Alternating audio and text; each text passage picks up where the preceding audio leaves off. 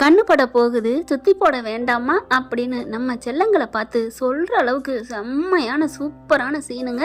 அட ஆமாங்க, இன்னைக்கு யாருமே, அதாவது நம்ம செல்லமும் சரி நம்ம காவேரியும் சரி, ரெண்டு பேரும் அடிச்சுக்காத ஒரு எபிசோட்னு இன்னைக்குன்னு சொல்லலாம். அன்பான இனிய உறவுகளுக்கு வணக்கங்க. என்ன ஒரு அதிசயம், ஆச்சரியம்!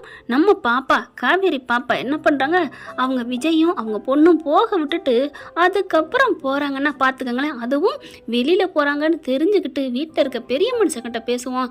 என்னம்மா காவேரி கண்ணாமூச்சி ஆடுற அப்படிங்கிற அளவுக்கு தான் தோணுது. தாத்தா கிட்ட போயிட்டு பேசுகிறாங்க. இந்த மாதிரி விஜய் ஏன் 5 வருஷமாக கல்யாணம் பண்ணாமல் இருக்காரு, நீங்கள் ஒரு பொண்ணு பார்த்து கட்டக்கூடாதா, நல்ல பொண்ணு உலகத்தில் இல்லாமையா போகும். தாத்தா பார்க்குறாரு, அதிர்ச்சியாகிறாரு. அந்த பொண்ணு நீ உயிரோட இருக்கல, எப்படி அவன் தாலி கட்டுவான் இன்னொரு பொண்ணு கழுத்துல, அதுவும் நீ உயிரோட இல்லாம இருக்குன்னு தெரிஞ்சே அவன் பண்ண மாட்டான். இப்ப இருக்குன்னு தெரிஞ்சதுக்கப்புறம் உலகமே 2 ஆனாலும் சரி அவன் நடக்கவே நடக்காது. ஆனா இந்த பொண்ணு வந்து இப்படி சொல்றாளே அப்படின்னு மனசுல நினைச்சுக்கிட்டு, இங்க பாருமா, அவன் இன்னமும் அவன் பொண்டாட்டிய அப்படியே காவேரி நினைக்கிறாரு, அவளையே நினைச்சிட்டு இருக்காமா. எப்படிமா இன்னொரு பொண்ணு கழுத்துல நடக்கவே நடக்காதுமா அப்படின்னு சொல்றாங்க. இல்லைங்க, நீங்க அப்படிலாம் இருக்கக்கூடாது. நீங்களாம் எத்தனை காலத்துங்க இருக்க போறீங்க, அவர் பாவம் இல்லையா, அவங்க பொண்ணு இருக்கு, அதெல்லாம் பெரிய பிள்ளையாகும், அதுக்கு ஒரு அம்மான்னு ஒன்று வேணுங்க. சண்டை பிடிக்கிறாளோ பிடிக்கலையோ, சித்தியோ ஏதோ அம்மாவை நினைக்கிறாளோ, வீட்டில் ஒரு பொண்ணுன்னு வேணுங்க அப்படின்னு காவேரி அடுக்கிக்கிட்டே போறாங்க. நல்ல விஷயமா, நீ சொல்றதெல்லாம் நல்லா தான் இருக்கு, கரெக்டாக தான் இருக்கு. நாங்கள் என்னம்மா பண்றது, அவன் கேட்கணுமே, அவன் கேட்காம நம்ம கல்யாணம் பண்ணுன்னு சொல்லிட்டு ஏற்கனவே சரி விடுங்கம்மா அப்படிங்கிறாங்க. தெரியும், எல்லாம் தெரியும், நீங்க கல்யாணம் பண்ண டார்ச்சர் பண்ணதுனால அங்கே குடியிருந்த எதிர்த்த வீட்டிலே இருந்த அந்த பொண்ணையே கல்யாணம் பண்ணதாகவும், காவேரிங்கிற பொண்ணை தான் கல்யாணம் பண்ணி அதுக்கப்புறம் காசு கொடுத்து காசுக்காக அக்ரிமெண்ட் போட்டு எல்லாமே அவர் சொல்லிட்டாரு. ஷாக் ஆகுறாங்க. ஆனாலும் ஒரு நிமிஷம் எல்லாத்தையும் சொல்லிட்டு பேசாமல் இருக்கா. அப்போ இவளை காவேரியை சொல்லாமல் வேற பொண்ணுன்னு சொல்லியிருப்பானோ நம்ம பேரு அப்படின்னு நினைக்கிறாங்க. அதெல்லாம் வாஸ்தவந்தாம்மா, இல்லைன்னு சொல்லம்மா. ஆமாம்மா, ஆமாம் தாத்தா, நீங்கள் அன்னைக்கு டார்ச்சர் பண்ணனால தான் அவர் போய் அப்படி அவசரப்பட்டு கல்யாணம் பண்ணார். ஆனாலும் அது ஒரு நல்ல விதம் தான். ஏன்னா அந்த பொண்ணு நல்ல பொண்ணு, கேரக்டர் சூப்பராக இருக்குங்கிறக்காண்டி அந்த பொண்ணையே லவ் பண்ணிட்டாரு. அந்த பொண்ணு அவரை லவ் பண்ணி 2 பேரும் கல்யாணம் ஆகி குழந்தை பெக்க போகிற நேரத்தில் ஆக்சிடென்ட் ஆகி அப்படியே கீழே குனிஞ்சு அழுகுறாங்க. ஏம்மா என்னம்மாச்சு? இல்லை தாத்தா, இதுக்கெல்லாம் நீங்கள் நினைக்கலாம் ஏன் இப்படி நீ மெனக்கடுற அப்படின்ட்டு. ஆனால் அந்த ஆக்சிடென்ட் என்ன தாக்க வந்த அந்த ராகவனால தான் உங்களுக்கு இப்படி ஆயிடுச்சு. உங்கள் பேத்தி இந்த மாதிரி இந்த உலகத்தை விட்டே போயிருக்கா அப்படிங்கிறதெல்லாம் எனக்கு தெரிஞ்சிச்சு. அதை நினைக்கிறப்ப எனக்கு எவ்வளோ வேதனையாக இருக்குது தெரியுமா. பாவம் அம்மா வந்து அவங்க அம்மாவை இழந்துட்டிங்கன்னா அது என்னால் தான், அதனால தான் நான் அவளுக்கு எப்படியாவது ஒரு அம்மாவை சேர்த்துறணும்னு நான் பாடுபடுறேன் தாத்தா அப்படின்னு சொல்ல, அது நீயே மனசு வச்சா முடியுமேம்மா அப்படிங்கிறாங்க.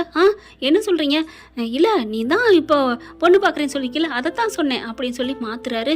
அட நீந்தே அவன் பொண்டாட்டின்னு சொல்லணும், இல்லை நீ கட்டிக்கிறியான்னு கேட்கணும். ஆனால் அப்படி பயத்தோடு இருக்க, இங்கே பாருங்க, நான் நல்ல பொண்ணை பார்க்குறேன்னு சொல்லிட்டேன். ஆனால் விஜய் தான் கல்யாணமே வேணாம், எனக்கு என் பொண்டாட்டி தான் என் உசுரோட தான் என் மனசோட இருக்கிறா அப்படின்னு சொல்கிறாரு. இது எப்படிங்க உசுரோட இருக்கான்னு மனசில் நினச்சா போதுமா?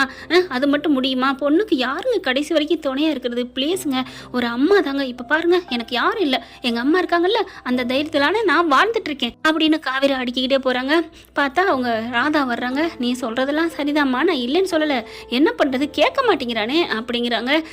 கேட்க நான் வைக்கிறேன். ஏன்னா அவருக்கு என்னையும் சரி எங்கள் அம்மாவையும் சரி அவங்களுக்கு ரொம்ப பிடிக்கும், அம்மாவுக்கும் ரொம்ப பிடிக்கும், அதுதான் தெரியுமே அப்படிங்கிறாங்க. என்ன தாத்தா? இல்லைம்மா சொல்லு அப்படிங்கிறாரு. இல்லை நான் கண்டிப்பாக ஒரு பொண்ணை பார்ப்பேன் தாத்தா அப்படிங்கிறாங்க. ஏம்மா நீ இவ்வளோ சொல்கிறியே, சொல்லுங்கள் தாத்தா, கல்யாணம் ஆன பொண்ணு மாப்பிள்ளைக்கு பொண்ணு கிடைக்குமா? ஏன் அவருக்கு என்ன குறை? அவருக்கு என்ன குறை? அழகுல குறையா, ஆளில் குறையா, அந்தஸ்தில் குறையா, இல்லை குணத்தில் குறையா? எல்லாமே நிறையா இருக்குது. என்ன கல்யாணங்கிறது ஒண்ணுதான், அதுக்கு என்ன பண்ண முடியும்? விதி போயிருச்சு.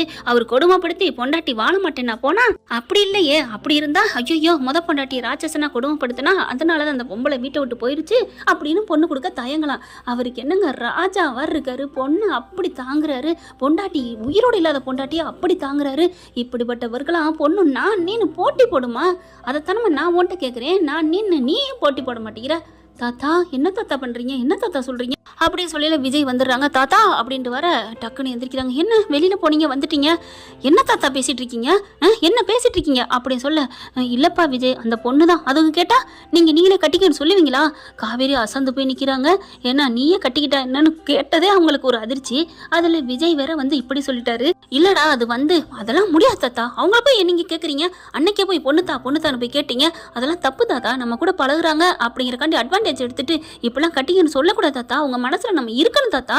இப்போ என் மனசுல அவங்க இருக்காங்க, நல்ல பொண்ணு இருக்காங்க, நம்ம பிள்ளைய பாத்துக்கிறாங்க, குணமா இருக்காங்க, அதை விட அழகா இருக்காங்க, நான் கல்யாணம் பண்ணிக்கலாம்னு ஆசை என் மனசுல இருக்கலாம், ஆனா அதே மாதிரி அவங்களுக்கு இருக்கணும்ல அப்படின்னு தாத்தா பார்த்து விஜய் பேச காவேரி அப்படின்னு நிமிந்து பாக்குறாங்க. என்னது, அப்போ இவர் மனசுல நம்ம இருக்கமா அப்படின்ட்டு என்னடா சொல்ற?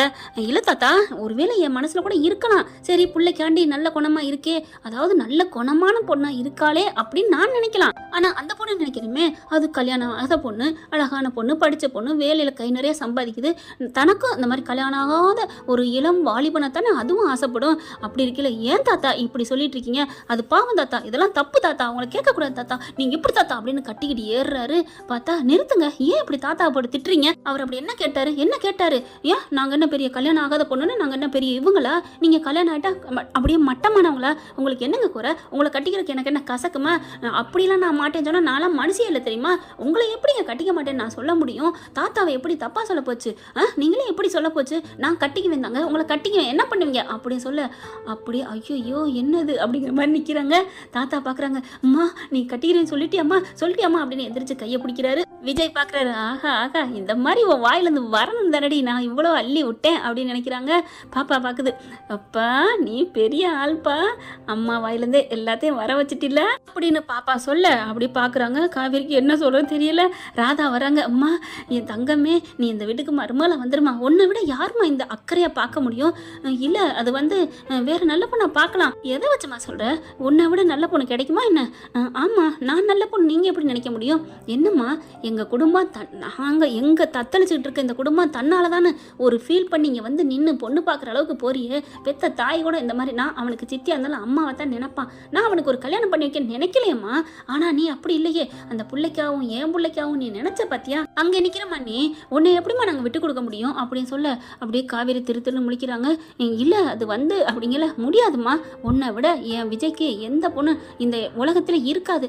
இல்லைங்க அது வந்து ஏன் காவேரி, அப்போ உனக்கும் என் விஜய் வந்து ரெண்டாம் தாரங்கிறனால வேணாங்கிறியா, பிடிக்கலன்னு சொல்றியா அப்படின்னு சொல்ல, ஐயோ அம்மா நீங்கள் அப்படிலாம் சொல்லாதீங்க, நான் அப்படிலாம் நினச்சதே இல்லை. நீங்கள் என்ன, நீங்கள் அந்த மாதிரி என்ன நான் நினச்சது கூட இல்லை. அப்படி இல்லை, வேற பொண்ணாக கட்டி வைக்கலாம் அப்படின்னு நான் நினச்சேன். எனக்கும் கொஞ்சம் ஒரு இதாக இருக்குது. என்னம்மா இதாக இருக்குது? அதான் நாங்கள் முறைப்படி கேட்டு வந்தோமே. நீ ஒன்றும் நினைக்க வேணாம், நீ நல்லா முடிவெடு, உனக்கு நாங்கள் நிறைய டைம் கொடுக்குறோம் அப்படின்னு ராதா சொல்லையில், இருங்க சித்தி நான் சொல்லிக்கிறேன் அப்படின்ட்டு காவேரி அவங்கெல்லாம் பேசுகிறாங்க. நீ எதுவும் நினைக்காத.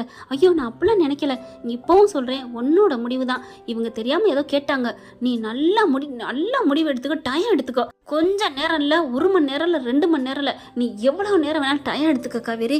ஆனால் நீ நல்ல பதிலாக சொல்லணும், கரெக்டாக ஒரு 6 மணி நேரத்துக்குள்ளே, சரியா? இல்லை 6 மணி நேரம் கூட வேணாம், இன்னும் ஒரு 6 மணி நேரம், ஒரு 12 மணி நேரம் டைம் எடுத்துக்க, 12 மணி நேரம் டைம் எடுத்துக்க, ஒரு நல்ல முடிவாக சொல்லு அப்படின்னு சொல்லிட்டு வரட்டுமா அப்படி சொல்ல, நில்லுங்க 12 மணி நேரமா? காவேரி நினைக்கிறாங்க, இருங்க நீங்கள் நினைச்சு சொல்லுங்க, நாங்கள் கிளம்ப, வீட்டில் கொண்டாந்து விடட்டுமா? வேணாம் நானே போய்க்கிறேன் அப்படின்னு சொல்லிட்டு கிளம்ப போகிறாங்க. விஜய் மேலே போகிறாரு. என்னது 12 மணி நேரம் தான் கொடுத்துருக்காங்க, அதில் வேற நல்லா டைம் எடுத்துக்காமே, நல்லா என்னமோ 1 வாரம் டைம் எடுத்துக்க, 10 நாள் டைம் எடுத்துக்கங்க மாதிரி சொல்லிட்டு போகிறாரு. இப்போ என்ன பண்ணுறது, தலையை போட்டு புனிக்கிறாங்க. அப்படி சொரிஞ்சுக்கிட்டு கீழே தாத்தாவும் ராதாவும் பேசிக்கிறாங்க, எப்படி நம்ம புள்ள ஆப்பு வச்சுட்டு போயிட்டான் பார்த்தியா, அப்படியே குழம்பி போயிருக்கிறா பாவம் காவேரி, விடுங்க நல்ல பதிலாக சொல்லட்டும்பா அப்படின்னு சொல்ல, அப்படியே வருது. என்னது இவங்களுக்கு பொண்ணு பார்த்து பேசி கட்டி வைக்கலான்னு பார்த்தா நம்மளை நம்ம 12 மணி நேரத்தில் பதில் சொல்கிறாரு. 6 மணி நேரம் டைம் கொடுத்தாரு. ஐயோ அப்படின்னு குழம்பிட்டே வர, சரின்னு காருக்கிட்ட வர, டக்குன்னு பார்த்தா காரை தாண்டி இப்படி போகுது காவேரி. பின்னாடியே வேகமாக ஓடி வராரு. வந்து கார் எடுத்துகிட்டு பீப்பி அப்படின்னு ஒரு அலாரம். திரும்பி பார்க்குறாங்க. ஹலோ மேடம் வாங்க ஏறுவாங்க. இல்லை நான் நடந்தே போய்க்கிறேன். ஹலோ உங்கள் வீடு இங்கே இல்லை, ரொம்ப தூரம். பரவாயில்ல நான் போயிட்டு ஆட்டோவில் போய்க்கிறேன். என்ன மேடம் ஏறுங்க மேடம் வாங்க அப்படின்னு கதவை திறக்கிறாரு. அப்புறமா ஏறி கதவை டப்புன்னு சாத்துறாங்க. என்ன அப்படின்னு பார்த்தா அவங்க முன்பக்கம் வந்து உட்கார வராங்க. ஆக அப்படின்னு நினைக்கிறாரு. அதுக்கப்புறம் முன்னாடி வந்து உட்காந்தோன்னே, நீங்கள் எதுவும் நினைக்க வேணாம், உங்ககிட்ட பேசணும், அதுக்காக தான் முன்னாடி வந்து உட்காந்துருக்கேன். அதுதானே என் பொண்டாட்டி திமிரு பிடிச்சவளாச்சே, கீழே விழுந்தாலும் சரி அதை ஏன் நினச்சிட்டு, சொல்லுங்க மேடம் என்ன சொல்ல போகிறீங்க? அது என்ன 6 மணி நேரம் டைம் கொடுக்குறீங்க, 12 மணி நேரம் டைம் கொடுக்குறீங்க, அது என்ன, அது எப்படி அதுக்குள்ளே சொல்ல முடியும் அப்படின்னு சொல்ல, ஏன் மேடம் ஏன் என்னாச்சு, நீங்கள் 12 மணி நேரத்தில் சொல்ல முடியாதா என்ன? அதெல்லாம் முடியாதுங்க, நீங்கள் 12 மணி நேரத்தில் சொன்னது தப்புங்க, தப்புனா தப்பு அப்படிங்கிற காவேரி அப்படிங்கிறாங்க. வாயை மூடிக்கங்க, என்னை எதுவுமே பேசாதீங்க அப்படின்ட்டு என்னை வீட்டில் கொண்டு வந்து நேரம் விடுங்க அப்படிங்கிறாங்க. ஏன் காவேரி என்னாச்சு? ஒன்றும் இல்லை ப்ளீஸ் பேசுங்களேன். ஏங்க 12 மணி நேரம் டைம் கொடுத்தது தப்பா? வேணும்னா ஒரு நாள் டைம் எடுத்துக்கோங்க அப்படின்னு திரும்ப, ஓ அதுவும் குறைச்ச டைம் தானோ அப்படின்னு மனசு நினச்சிட்டு இப்போ வேணா ஒரு வாரம் டைம் கொடுப்போமா காவேரி மிஸ் அப்படின்னு வண்டியை ஓட்டிகிட்டே சொல்ல திரும்பவே இல்லை. ஹலோ அப்படிங்கிறாங்க. திரும்பி பார்க்காம இருக்காங்களா? வண்டியை நிப்பாட்டிட்டு இறங்கி முன்னாடி வந்து கண்ணாடியை திறந்து கதவை திறக்கிறாங்க. ஹலோ மேடம் மிஸ் அப்படிங்கல, என்ன அப்படின்னு சொல்லிட்டு மறுபடியும் இங்கிட்டு திரும்புகிறாங்க. போச்சுடா அப்படின்னு கதவை சாத்திட்டு மறுபடியும் இந்த பக்கம் வந்து டிரைவர் சீட்டில் உட்காந்துக்கிறாரு. ஹலோ நான் சொல்கிறது கேளுங்க, வேணா ஒரு வாரம் டைம் எடுத்துக்கோங்களேன் அப்படிங்கல. ஒரு வாரமா அப்படின்னு சொல்ல, என்னது அப்போ ஒரு மாதம் டைம் கேட்குறாளா அப்படின்னு கேட்க மனசுக்குள்ளே, என்ன மேடம் ஏதாவது சொன்னா தானே, என்னை வீட்டில் கொண்டு விடுங்க அப்படின்னு சொல்ல, ஐயோ இதை சொல்கிறதுக்கு சொல்லாமல் இருக்கலாமே அப்படின்னு கிளம்புறாங்க. காவேரி அப்படி ஏன் கோவிக்கிறாங்க அப்படிங்கிறத அடுத்த எபிசோடில் பார்க்கலாம் ஃப்ரெண்ட்ஸ். இந்த பதிவு உங்களுக்கு பிடிச்சிருந்துன்னா உங்கள் பண்ண கையில் லைக் போட்டு சப்ஸ்கிரைப் பண்ணிடுங்க. Thank you friends. இந்த வீடியோ உங்களுக்கு பிடிச்சிருந்தா தயவு செய்து லைக் பண்ணுங்க. இன்னும் அப்டேட்ஸ்க்காக சேனலை சப்ஸ்கிரைப் பண்ண மறக்காதீங்க. நம்ம கிட்ட இருக்க எல்லா சேனல்ஸோட லேட்டஸ்ட் வீடியோ அப்டேட்ஸ்க்காக மேல ரைட் சைடுல காட்டுற லிங்கை கிளிக் பண்ணி வாட்ஸ்அப் குரூப்ல ஜாயின் பண்ணுங்க. உங்களிடம் விடைபெறுவது நான் உங்கள் மெஹர்.